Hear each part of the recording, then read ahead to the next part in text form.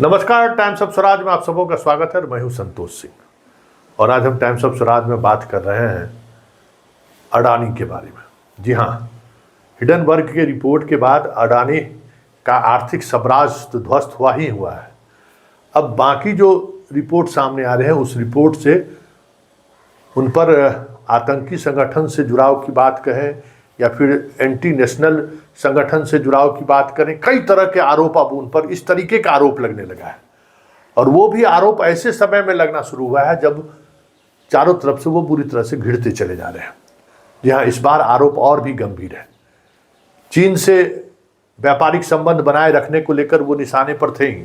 जिस तरीके से चीन हमारे बॉर्डर पर अतिक्रमण कर रहा है, लगातार हमारी सेना, चीन की सेना आमने सामने है। दो पक्षीय बातचीत पे राष्ट्रीय अंतर्राष्ट्रीय स्तर पर कहीं न कहीं एक गतिरोध बना हुआ है। इस गतिरोध के बावजूद भी अडानी चीन के साथ व्यापार में लगे हुए हैं और चीन की कंपनी के सहारे वो व्यापार कर रहे हैं। वो कई बार कांग्रेस ने तथ्यों के साथ उन पर हमला किया है। अब एक नया हमला कांग्रेस की तरफ से जारी हुआ है और एक चैनल ने भी खुलासा किया है।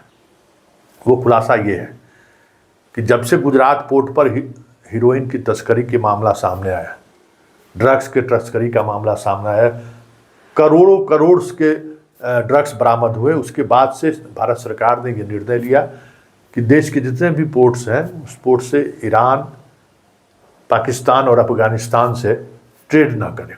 उसमें अडानी का मुद्रा पोर्ट भी था, लेकिन भारत सरकार के इस आदेश के बावजूद भी मुद्रा पोर्ट से ईरान, अफगानिस्तान और पाकिस्तान का व्यापार जारी है। जी हाँ, उस जिस चैनल ने खुलासा किया है उससे संबंधित उन्होंने एक रिपोर्ट भी जारी की है जिसको लेकर कांग्रेस आज हमलावर है। लेकिन बड़ा सवाल ये है, क्या अडानी इस देश से ऊपर है? क्या अडानी के लिए इस देश का कानून कोई मायने नहीं रखता है? क्या अडानी के लिए देश के कानून के दायरे में जो निर्देश दिए जाते हैं या देश के अधिकारी जो निर्देश देते हैं या सरकार जो निर्देश देता है उसका कोई मायने नहीं रखता है? वो सरकार से भी ऊपर है। लग तो कुछ ऐसा ही रहा है। सेबी को पता नहीं रहता है कि उनको शेयर निवेश करने वाले लोग कौन हैं। सेबी को भी जानकारी नहीं है। उनके वित्तीय लेन देन को लेकर भी जो वित्तीय प्रबंधन की संस्थान इस देश में है उन्हें कुछ पता नहीं है। ये सारे नियम कानून को तोड़कर इस तरीके से काम कर रहे हैं जैसे लगता है कि इस देश में कानून और संविधान जैसी कोई चीज़ है ही नहीं। इनके वित्तीय अनियमितता में ये बातें सामने आ ही चुकी है। अब जिस तरीके से चीन की कंपनी के साथ व्यापार करना, जबकि अभी चीन के साथ तनाव हुआ, और अब पाकिस्तान के साथ ट्रेड जारी रखना, ये तो एक बड़ा सवाल है। और हमें लगता है कि ये तो सवाल देश का है। और ऐसे में अगर सरकार खामोश रहती है तो फिर उनके खामोशी पर तो सवाल उठने लाजमी है।